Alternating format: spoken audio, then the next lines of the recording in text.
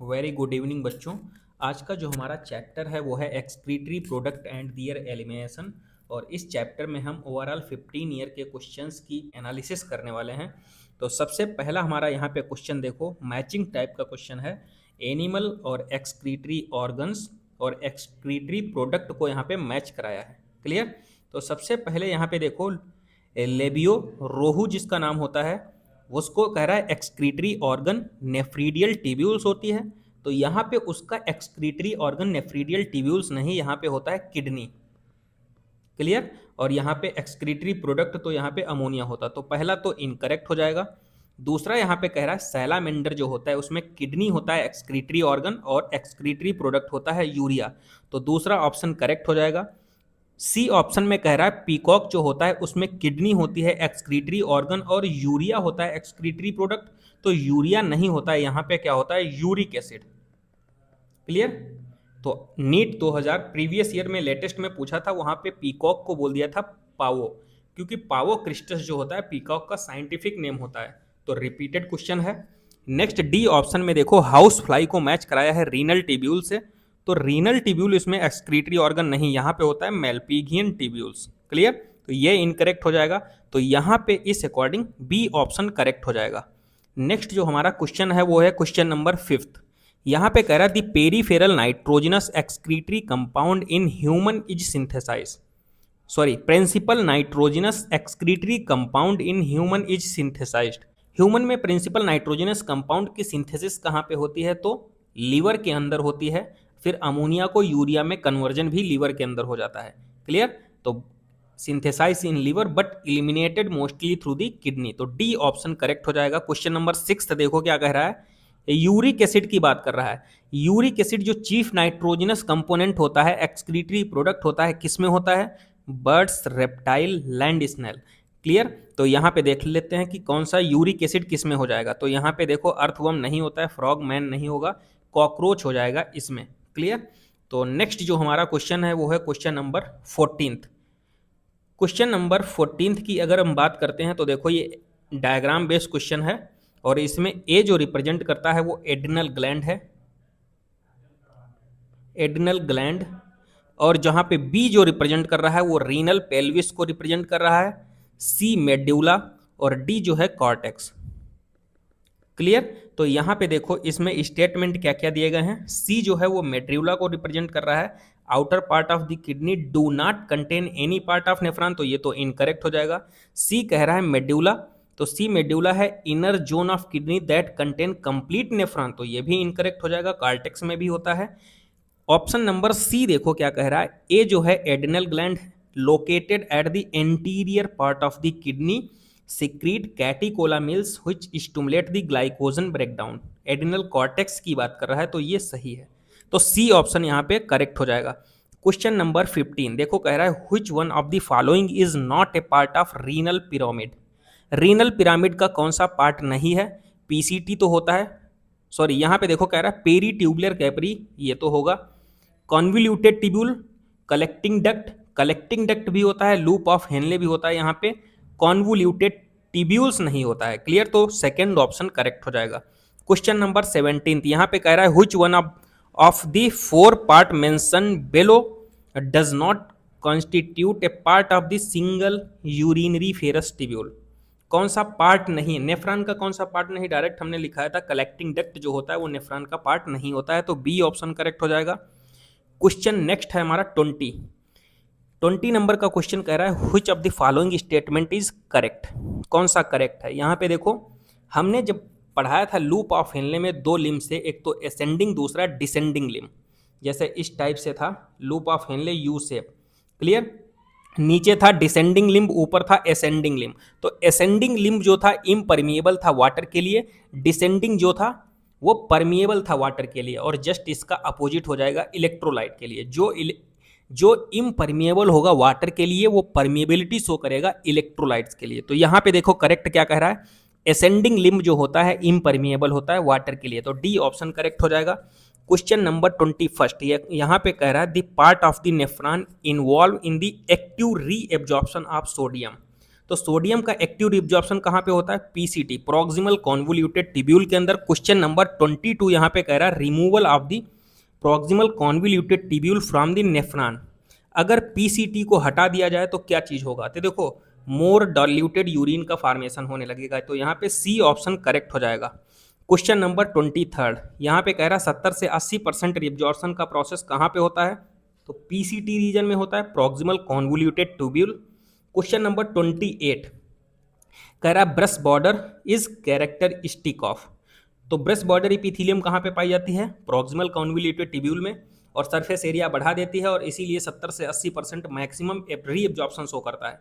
Clear? PCT reason में। Question number 30 देखो क्या कह रहा है, mechanism of concentration of the filtrate. Clear? तो काउंटर करंट मैकेनिज्म के बारे में बता रहा है ये। कह रहा है which of the following factor is responsible for the formation of concentrated urine. Urine concentrated कब फॉर्मेशन होगा? तो देखो maintaining hyper osmolarity towards the medullary interstitium. देखो कॉर्टेक्स होता है एक, और एक होता है मेड्यूला। कॉर्टेक्स में 300 मिली ऑस्मोल पर लीटर होता है, मिली ऑस्मोल पर लीटर, और मेड्यूला में होता है 1200 मिली ऑस्मोल पर लीटर। और यहाँ पे कॉर्टेक्स रीजन में 1200 मिली ऑस्मोल पर लीटर जो होता है ये कांस्टेंट नहीं होता है, वेरी करता रहता है। कांस्टेंट कहाँ पे होता है? कॉर्टिकल रीजन में। तो ये मेड्यूला रीजन में जो वेरिएशन देखने को मिलता है ये किसकी वजह से होता है? NaCl और यूरिया। तो यहाँ पे देखो कौन सा हो जाएगा, maintaining hyper osmolarity towards the medullary interstitium in the kidney, hyper osmolarity. Clear? Next जो हमारा क्वेश्चन है वो है क्वेश्चन नंबर 32। कह रहा है concentration of urine depend upon which organ. Urine जो कंसंट्रेशन होगी वो किस ऑर्गन पे डिपेंड करेगी? लूप ऑफ हेनले जितना लंबा होगा उतनी ही कंसंट्रेटेड यूरिन का फॉर्मेशन होगा। तो कौन सा हो जाएगा? Loop of Henley. नेक्स्ट जो हमारा क्वेश्चन है क्वेश्चन नंबर 33, यहाँ पे रेगुलेशन ऑफ किडनी फंक्शन से रिलेटेड है। कह रहा है which of the following would help in the prevention of diuresis. Diuresis को कौन प्रिवेंट करेगा? तो देखो रीएब्जॉर्प्शन होगा सोडियम और वाटर का रीनल टिब्यूल में ड्यू टू दी एल्डोस्टेरॉन। तो सेकेंड ऑप्शन करेक्ट हो जाएगा। क्वेश्चन नंबर 34 कह रहा है the decrease in the blood pressure volume will not cause to the release of. कह रहा है decrease in the blood pressure, जब ब्लड प्रेशर कम होगा तो क्या नहीं रिलीज होगा? तो हमने बताया था देखो जब हाई ब्लड प्रेशर होता है तो एट्रियल वॉल से एट्रियल नेट्री यूरेटिक फैक्टर रिलीज होता है, ANF। ये कह रहा है जब डिक्रीज होगा, कम होगा ब्लड प्रेशर तो कौन रिलीज नहीं होगा? तो ANF। क्यों?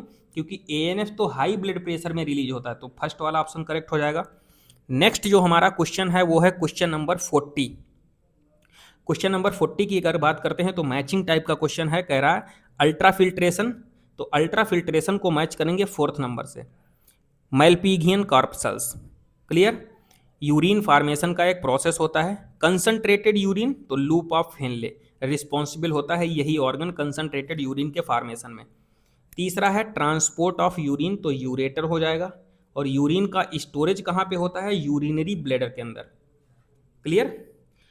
ट्रांजिशनल इपिथीलियम भी पाई जाती है। तो इस अकॉर्डिंग 40 का कौन सा हो जाएगा? Second option correct. Question number 41 यहाँ पे कह रहा है in human urine is usually acidic because. Urine जो होता है एसिडिक क्यों होता है? क्यों? Hydrogen ions are actively secreted into the filtrate. तो हाइड्रोजन आयन की वजह से सेकेंड ऑप्शन करेक्ट हो जाएगा। क्वेश्चन नंबर 42 यहाँ पे कह रहा है which of the following does not favour the formation of large quantity of dilute urine. तो रास मैकेनिज्म में हमने बताया था रेनिन कहाँ से रिलीज होता था? एफरेंट आर्ट्रियोल पे प्रेजेंट जक्स्टा ग्लोमेरुलर सेल पे, और रेनिन एक्टिवेट कर दे रहा था एंजियोटेंसिनोजन को। पहले एंजियोटेंसिन फर्स्ट में, फिर ब्लड वेसल के अंदर ACE एंजियोटेंसिन कन्वर्टिंग एंजाइम था, वो कन्वर्ट कर रहा था एंजियोटेंसिन फर्स्ट को एंजियोटेंसिन सेकेंड में। फिर एंजियोटेंसिन सेकेंड जो है एड्रिनल कार्टेक्स पे एक्ट कर रहा था और एड्रिनल कार्टेक्स से एल्डोस्टेरॉन सिक्रीट कर रहा था। तो एल्डोस्टेरॉन जो है DCT रीजन पे जाकर कंडीशनल रीएब्जॉर्प्शन करा दे रहा था सोडियम और वाटर का। तो यहाँ पे कौन सा हो जाएगा? क्वेश्चन नंबर 42 में फर्स्ट वाला रेनिन, रेनिन रिस्पॉन्सिबल होता। क्वेश्चन नंबर नेक्स्ट जो है हमारा 46 जो है डिसऑर्डर से रिलेटेड है। यहाँ पे देखो पहला क्या कह रहा है कि use of artificial kidney during the haemodialysis. ठीक है, artificial kidney, use of artificial kidney during haemodialysis, blood के फिल्ट्रेशन के लिए, में रिजल्ट। तो यहाँ पे देखो, nitrogenous waste buildup in the body, नहीं, नाइट्रोजनस वेस्ट हट जाएंगे क्योंकि हम हीमोडायलिसिस कर रहे हैं। आर्टिफिशियल किडनी का फंक्शन ही होता है ब्लड को फिल्टर करना, तो ये हट जाएंगे। दूसरा कह रहा है non elimination of the access potassium ion, तो ये भी इनकरेक्ट हो जाएगा। सी कह रहा है reduce absorption of calcium ion from the GIT, तो सी सही हो जाएगा। और डी कह रहा है रिड्यूस आरबीसी प्रोडक्शन, तो ये भी सही है। तो इस अकॉर्डिंग यहाँ पे ए और बी नहीं होंगे, सी एंड डी करेक्ट हो जाएंगे। क्वेश्चन नंबर 47 मैचिंग टाइप का क्वेश्चन है। ग्लूकोस जो होता है अगर यूरिन में प्रेजेंट है तो बोल देंगे ग्लाइकोसूरिया। गाउट क्या होता है, यूरिक एसिड के क्रिस्टल का डिपोजिशन हो जाता है, बी का फर्स्ट हो जाएगा। रीनल कैलकुलाई क्या होता है, इनसोल्यूबल मास होता है, किडनी स्टोन बोल देते हैं। ग्लोमेरुलोनेफ्राइटिस मतलब कि इन्फ्लेमेशन होता है ग्लोमेरुलस में, तो यहाँ पे डी ऑप्शन करेक्ट हो जाएगा। क्वेश्चन नंबर 49, यहाँ पे presence of RBC in urine, अगर यूरिन में आरबीसी प्रेजेंट है तो बोल देंगे हीमेट्यूरिया, क्लियर, तो सी ऑप्शन करेक्ट हो जाएगा। क्वेश्चन नंबर 50, अगर पेलेट और पेस्ट के फॉर्म में नाइट्रोजनस वेस्ट एक्सक्रीट हो रहे हैं तो क्या किसमें बात कर रहा है ये, लैंड स्नेल, बर्ड्स, क्लियर, और रेप्टाइल में। तो यहाँ पे बर्ड्स देखो, पावो, हमने बताया था ना पावो किसको बोल देते हैं, पीकॉक को,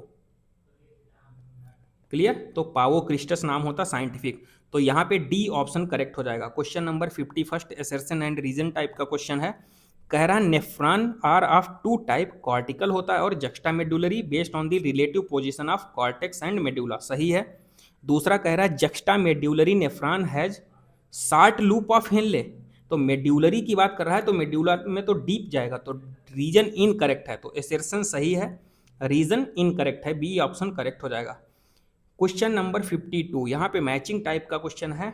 मास्ट सेल किससे, areolar inter surface of bronchiole, तो सिलिएटेड एपिथेलियम पाई जाती है जितने भी हॉलो ऑर्गन्स होते हैं, ब्रोंकियोल्स हो गया, फेलोपियन ट्यूब्स हो गया, clear. Specialised connective tissue blood को बोला जाता है, fluid connective tissue, specialised connective tissue, vascular connective tissue, ये ब्लड को ही बोला जाता है, क्लियर।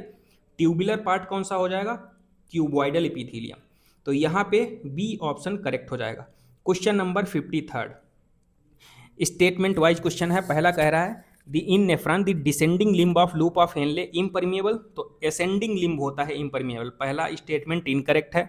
दूसरा कह रहा है यहाँ पे the proximal convoluted tubule lined by the simple columnar, तो सिंपल कॉल्यूमनर नहीं क्यूबॉइडल, क्लियर, तो दूसरा स्टेटमेंट भी इनकरेक्ट हो जाएगा, तो both statement are incorrect, D option correct हो जाएगा। क्वेश्चन नंबर 54, यहाँ पे देखो क्या कह रहा है, जक्स्टा मेड्यूलरी नेफ्रॉन के बारे में। जक्स्टा मेड्यूलरी नेफ्रॉन के बारे में अगर बात करता है तो देखो मेड्यूला रीजन में जो लूप ऑफ हेनले होता है वो डीप होता है, डीप लूप ऑफ हेनले, तो देखो इसमें कौन सा हो जाएगा, loop of Henle in juxtamedullary nephron run deep into the medulla region, तो इस अकॉर्डिंग यहाँ पे पहला ऑप्शन ही करेक्ट हो जाएगा। देखो जक्स्टा मेड्यूलरी नेफ्रॉन में run deep into medulla, clear, तो फर्स्ट ऑप्शन करेक्ट हो जाएगा। क्वेश्चन नंबर 55, यहाँ पे देखो डायग्राम बेस्ड क्वेश्चन है और इसमें देखो सबसे पहले कह रहा है which of the following diagram is correct with regarding to the PCT and DCT, तो पीसीटी और डीसीटी के रिस्पेक्ट में डायरेक्ट एनसीईआरटी का फिगर है, यहाँ पे बी ऑप्शन करेक्ट हो जाएगा,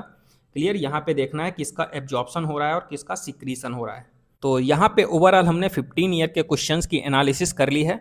आई होप आपको वीडियो अच्छा लगा होगा, और वीडियो अगर अच्छा लगा है तो इसको लाइक कीजिए और ज़्यादा से ज़्यादा लोगों में शेयर कीजिए, और ऐसे ही क्वेश्चन की प्रैक्टिस करते रहिए।